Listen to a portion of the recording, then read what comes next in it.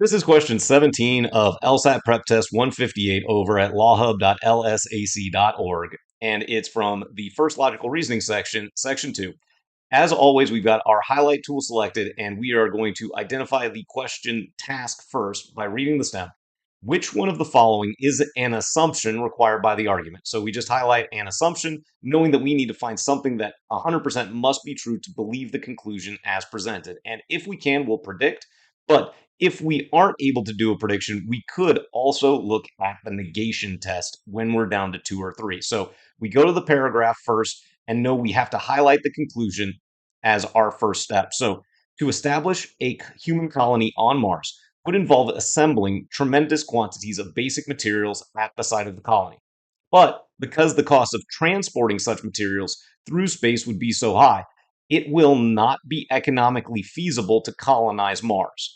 Well, this one, I would say, actually has a relatively apparent assumption that we should come up with, which is, well, what if we didn't have to transport the materials? What if the materials were there? So the assumption of this conclusion and this argument that you should probably be able to predict is that we have to transport the materials. So we have to assume that there's no other way of having these materials except by transporting them through space.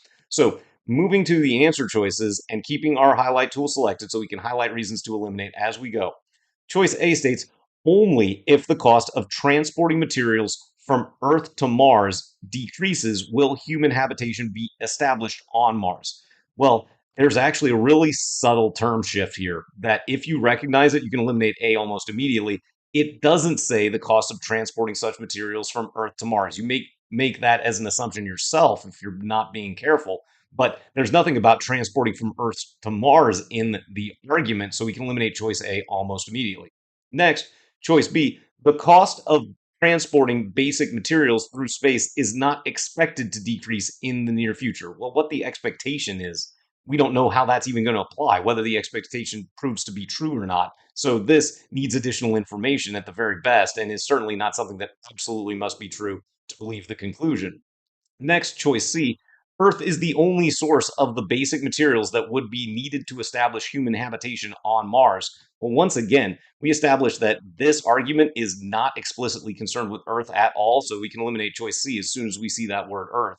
Next, choice D, no significant benefit would result from establishing human habitation on Mars. Well, we don't actually talk about what the benefits would be of said human colony. Maybe the humans needed to escape this planet, unfortunately. So we should be able to eliminate choice D as needing additional information to relate it to the conclusion directly. But then choice E, we have Mars is not a practical source of the basic materials required for establishing human habitation there. Well, this matches our prediction. And I'm going to just, for the purposes of this video, change my highlight tool and we'll pretend that this not isn't there just as an example of how to apply the negation test.